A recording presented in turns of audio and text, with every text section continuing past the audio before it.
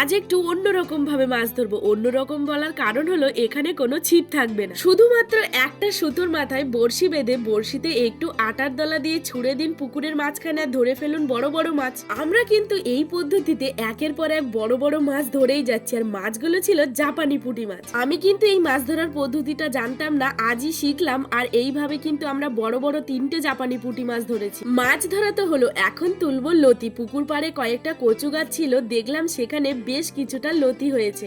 লতিগুলো বেশ মোটা মোটা ছিল, আর আমার তো লতি খেতে খুবই ভালো লাগে। লতি যদি একবার আমার চোখে পড়েছে, সে লতি তো আমি তুলেই ছাড়বো। দেখো এখান থেকে কিন্তু আমি বেশ কয়েকটা লতি তুলে নিয়েছি। এখন আমি লতি আর মাছগুলোকে কাটবো, তাই লতি আর মাছগুলোকে নিয়ে চলে এসেছি বাগানের দিকে। এরকম একটা ফাঁকা জায়গায় গাছের নিচে বসে সবজি কাটতে আমার তো খুবই ভালো লাগে। আমার দিদিদের পুকুরে এইরকম অনেক বড় বড় জাপানি পুঁটি মাছ আছে। আমার কিন্তু জাপানি পুঁটি মাছ খেতে বেশ ভালো লাগে। তোমাদের কাদের ভালো লাগে আমাকে কিন্তু অবশ্যই জানিও। এদিকে আমি একা মাছ আর লতি কাটছিলাম দেখে জুইদিও আমাকে সাহায্য করার জন্য চলে এসেছে। আর জুইদি তো এত বড় বড় লতি দেখেও অবাক হয়ে যাচ্ছে। এখানে জুইদি লতি ছাড়াচ্ছে আর আমি মাছগুলো একে একে কেটে নিচ্ছি। দুজনে গল্প করতে করতে কিন্তু আমার মাছ কাটাও সব কমপ্লিট হয়ে গেছে। এখন পুকুর থেকে সব মাছগুলোকে ভালোভাবে ধুয়ে নেব, যাতে মাছের গায়ে কোনো নোংরা না থাকে। আর পুকুরের জলে মাছ ধুলে কিন্তু কোনো নোংরা থাকে না। মাছ ধোয়ার পর এখন আমি বসেছি লতি কাটার জন্য। জুইদি তো লতি ছাড়াচ্ছিল, তাই আমি এখন লতিগুলোকে ভালো করে কেটে নিচ্ছি, কারণ লতি কাটতে